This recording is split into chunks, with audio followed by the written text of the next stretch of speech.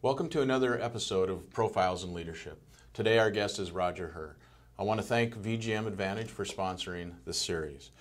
Roger is currently Vice President of Quality Management at Independence Care Systems, a managed long-term health plan in New York City for disabled persons on Medicaid. His past roles have included Chief Home Health Officer at Sutter Care at Home in Northern California. Roger graduated from Physical Therapy School at Temple University in Philadelphia, Pennsylvania, and got his master's in Public Administration in Healthcare at NYU in 1993. Welcome, Roger. It's great to have you here. Thank you. Roger, you've spent most of your physical therapy career in administrative leadership roles. So how did you get on that career track, which is a little different than a lot of physical therapists do when they come out of school? My first job was in a major medical center, Rusk Institute, which is part of the NYU medical system. And it was my first job out of school. And one of the benefits was I got to go to graduate school for free at NYU. So with that, I learned that there were skills in organizing and managing the department that I was learning in school that were not part of my clinical education. So that led me to really want to help organize the department so everyone else could do the care they wanted to do well. Okay.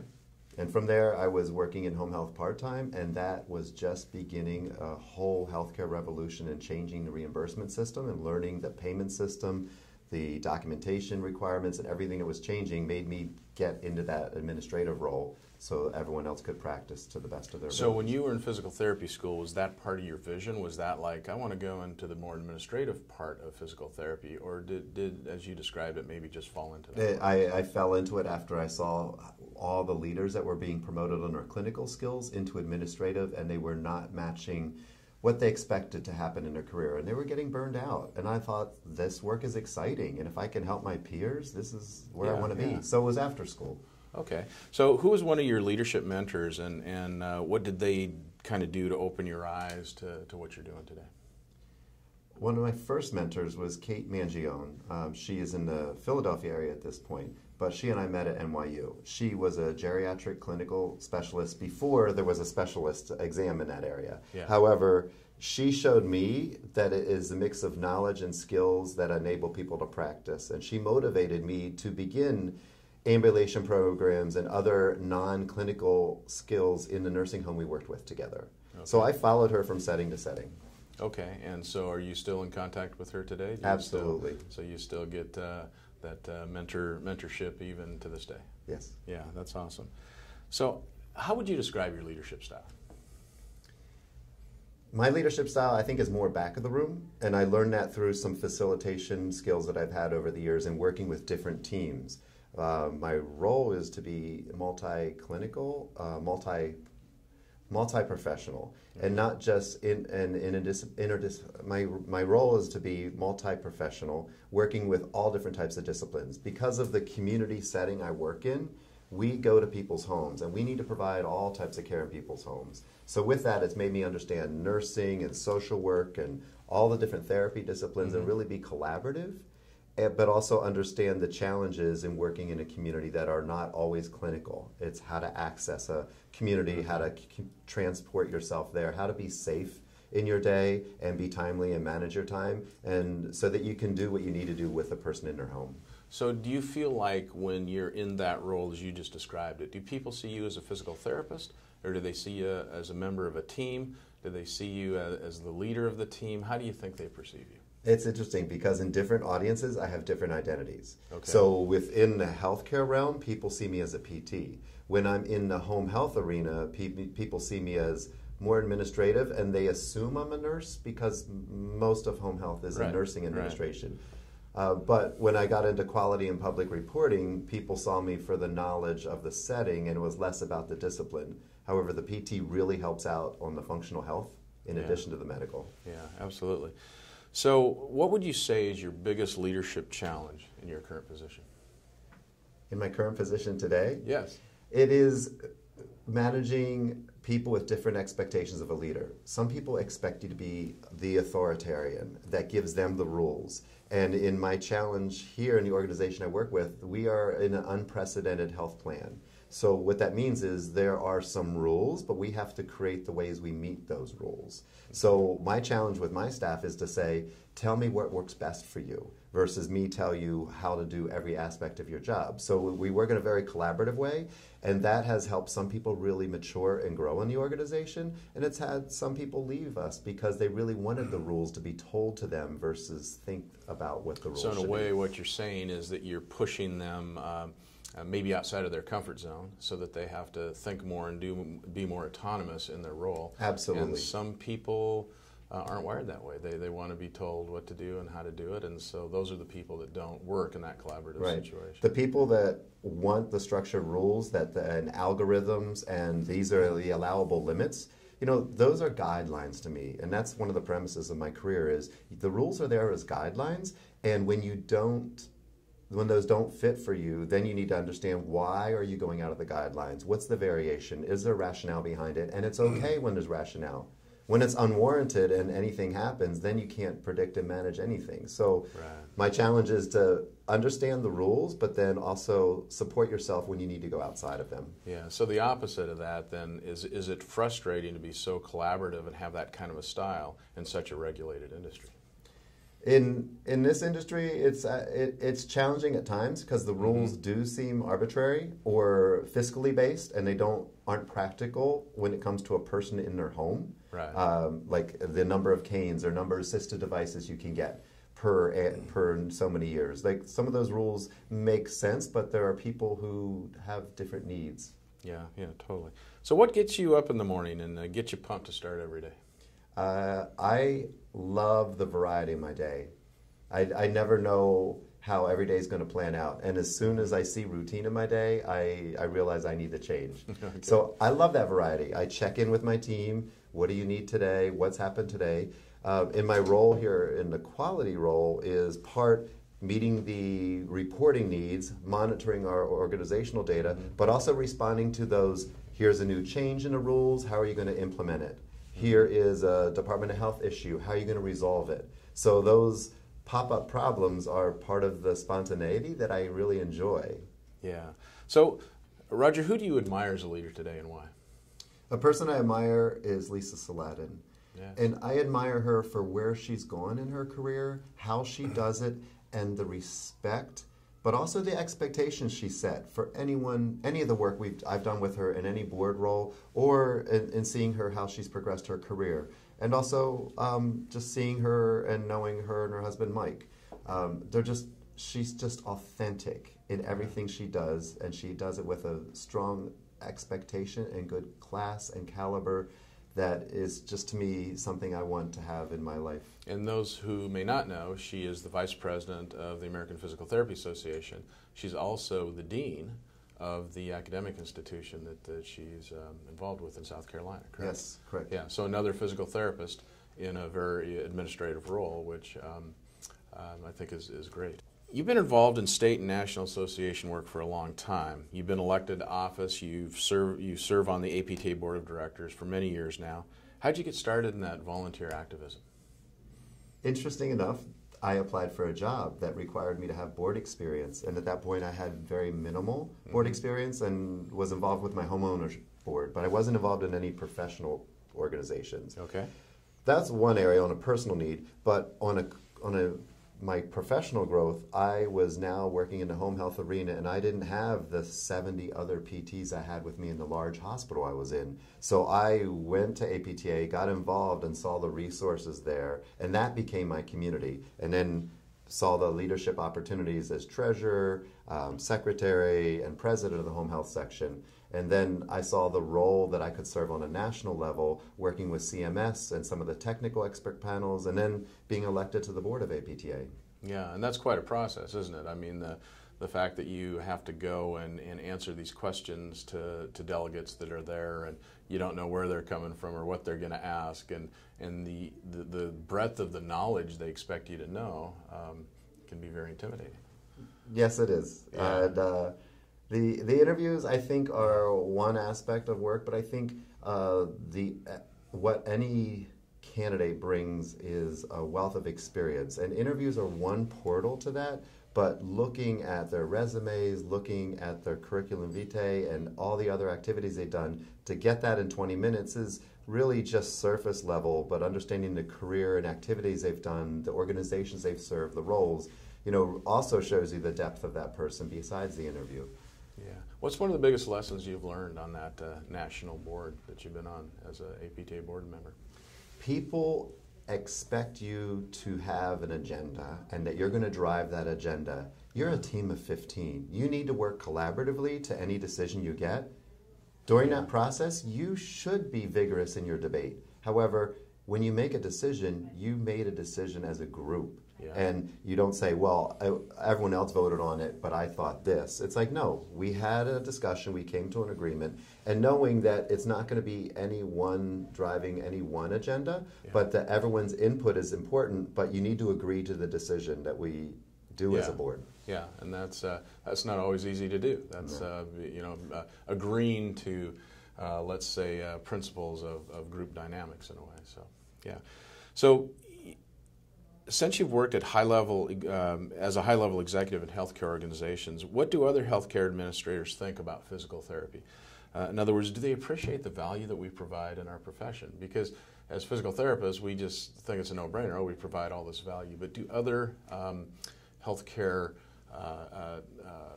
providers or professionals see that as well? Absolutely, and that's why I'm in the role I'm in. The last 3 roles that I've had where PT was a benefit to that. I understood functional health. In my current organization, we have an expert in technology, wheelchair, and seating. Her name is Jean Minkle, an amazing woman in her world. And me coming in on leadership on the quality perspective also uses our interdisciplinary skills to understand the needs of people with physical disabilities, serving them in the community. And yes, we've got our nurses and our nurse practitioners and our medical director. We've got the medical model, but we've got a really large social work component. Mm-hmm. And the physical health that the PT brings is why the CEO was interested in me coming here. He's like, you're the second PT on our leadership team. This is amazing. I want this diversity of skills you bring and perspectives. Yeah, that's great. One thing I feel our profession needs are more PTs in these high-level administrative positions in healthcare companies. So why do you think so few PTs are actually in these roles? It's interesting, when I was in the home health administration, in that area, there were many PTs that were working in the quality realm. But because the home health industry is predominantly nursing, people just lose the PT in their name, and you just see the name, Roger Herr, and not the PT behind it. I've always kept that PT, but some people did coach me at times to say that may limit you in participation. Really? But I found that not to be the case, right, because of what I brought to the table. But, show up with the skills, the knowledge of the information. And I was invited to those technical expert panels or the National Quality Forum because I brought the PT perspective, but understood the interdisciplinary approach. So do you feel like as a PT you're a bit of a minority? I mean, that you're more of the exception than the rule as far as being in those administrative roles? Yes, like that? definitely. Yeah. But when you look at all the people that could serve in those roles, there are fewer PTs. When you look at all the people in a hospital or in a traditional health system, PT is a small number. But I think we've got the skills and the perspective to really transcend that. Yeah, totally. So if we can agree that you learn more from your mistakes than our successes, what is the biggest mistake you've made as a leader, and what did you learn from it? The biggest mistake I made as a leader was we were in a very busy time in an organization, and everyone was overwhelmed with the amount of work and activities and initiatives that we had at that point. And I acquiesced to people getting their performance evals done on time and said, yes, we can delay that a month, which turns into 2 months, which turned into 3 months. And it really didn't help us get through that. And it was listening to people's concerns, but also not helping the whole organization really hold each other accountable, having those conversations that are important with the annual reviews. Right. So that really challenged, because our upper leadership saw that as a weakness of not getting things done, and I was trying to listen to what the challenges were to do things well. So that taught me sometimes you really do need to push through tough times. Yeah.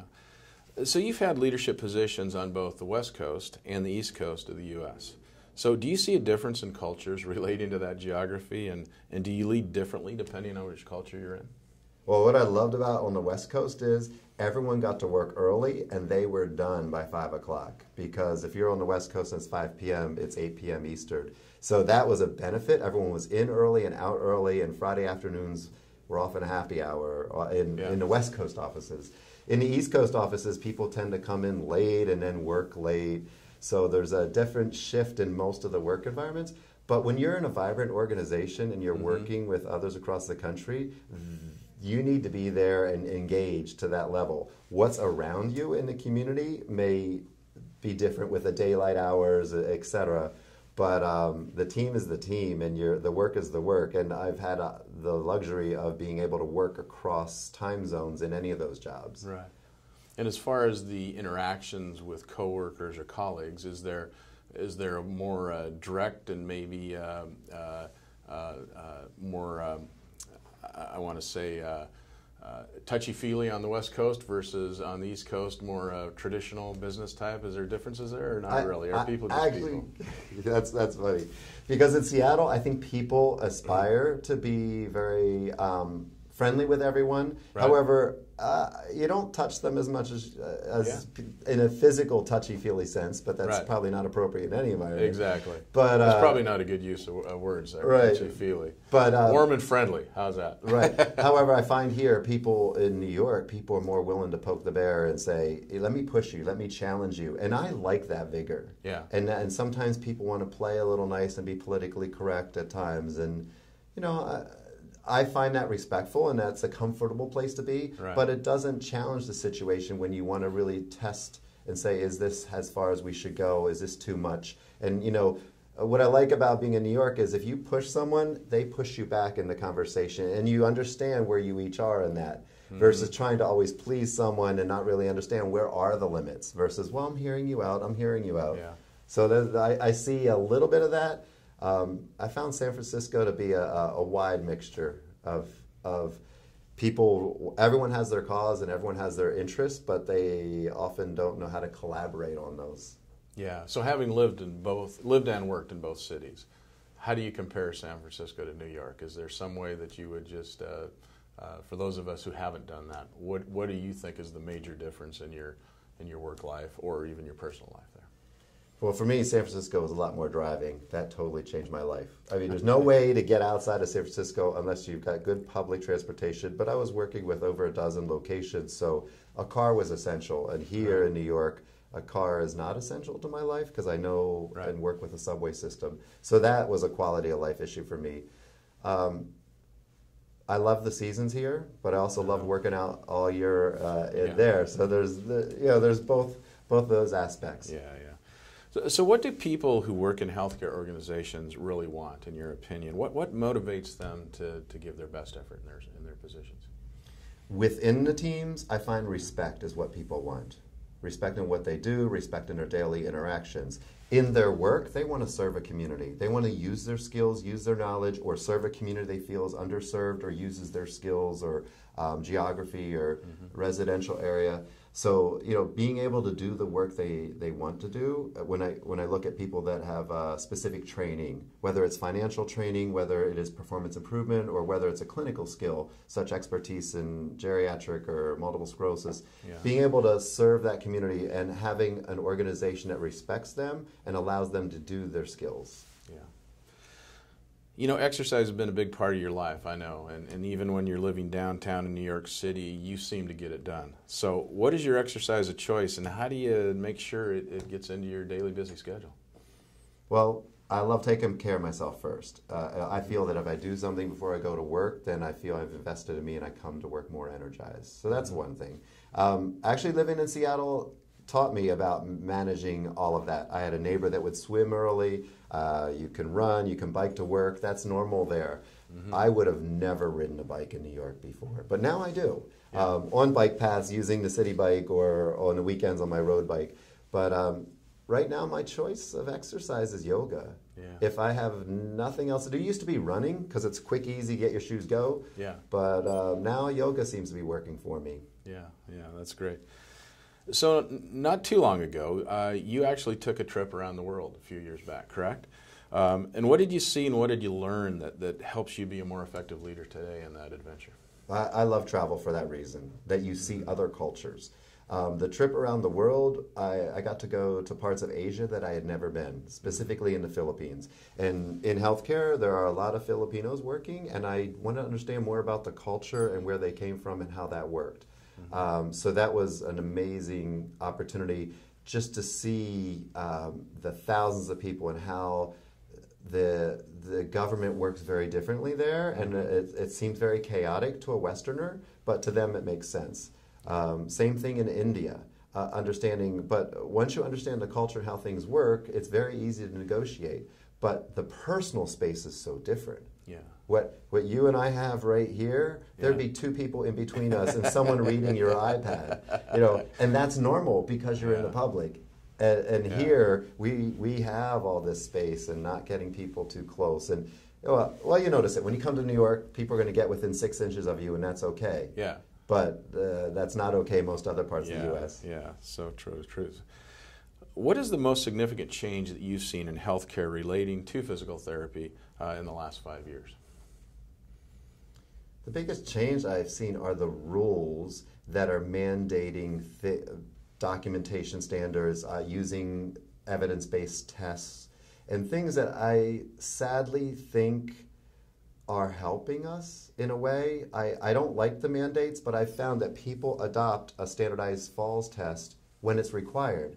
They should have been doing that 10 years before that, but now that it's required, they do a standardized falls test. So they kick in when they have to get paid, or whatever the issue is. Yeah. And that is, to me, just rising the floor, and the potential is there's so many other skills that we could be putting in our practice that are shown to work, but translating that from when it works in research to practice takes over a decade, and then the policy does it in more than a decade. Things that we knew since the 90s are finally rules now.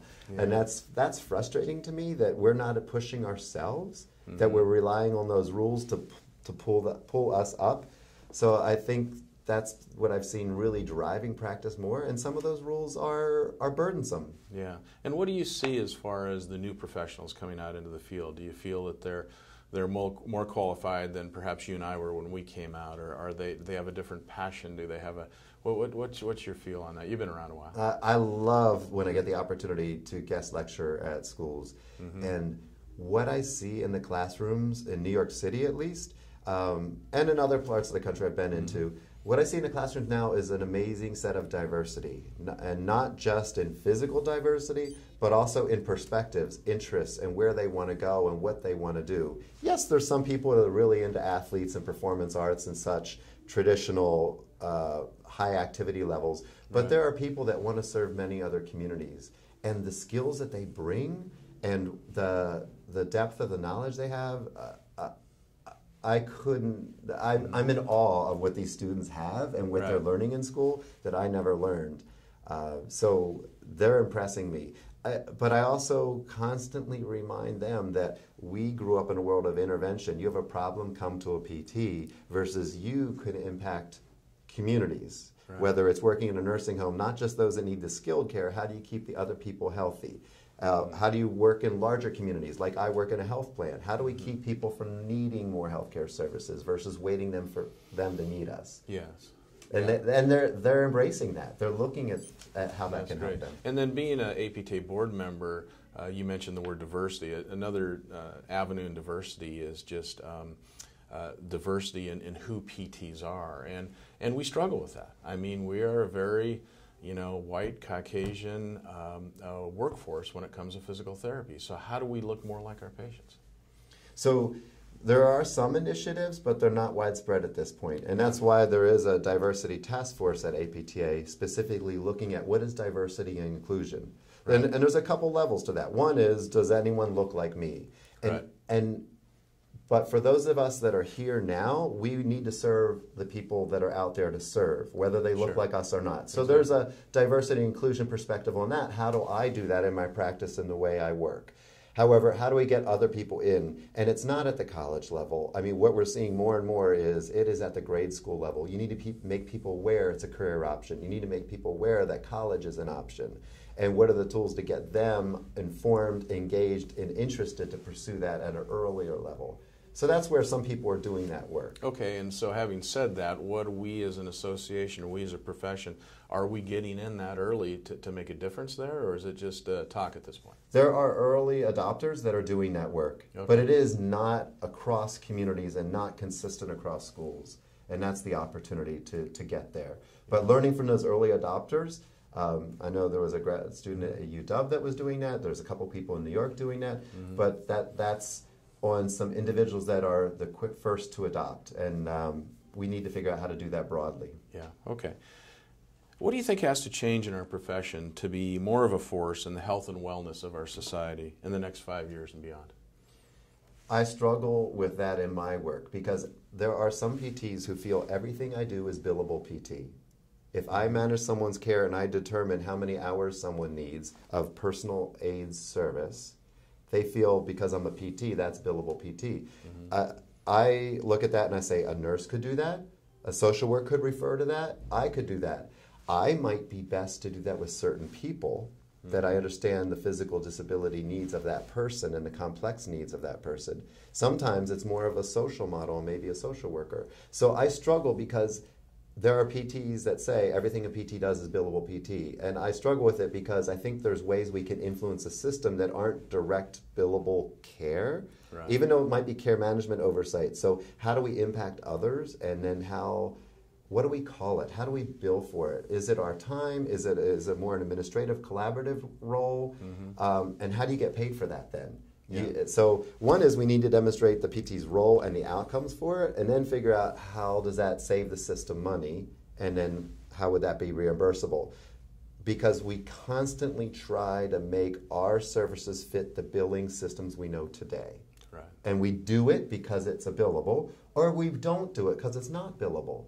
We're limiting ourselves when we do that. And I understand people have to get paid. Sure. But you don't get anything different if you don't try anything different. Right, right. Okay, so you've been in your current position now here for how long? 4 years. 4 years. And does it feel like you're still, you have the passion and you still want to do it, or you're starting to look a little elsewhere and see what else is out there? What do you feel? Well, I came here as a sole contributor. I was managing quality. And then when we opened up a second health plan, I needed to learn the Medicare, Medicaid dual world. Okay. So with that, I gained 3 other departments. Great. And that's what I love about my work, that it evolves. Everywhere I've been, it starts with one thing and evolves into something else. So I'm managing these 3 other departments. I've learned a lot through utilization management, the fair hearing process, the appeals process, the complaints and incidents, and managing that across the population. So that's where the 4 years have evolved. And so I don't. It's not the same job anymore. It's the same title, but not the same job. Right, right. So it still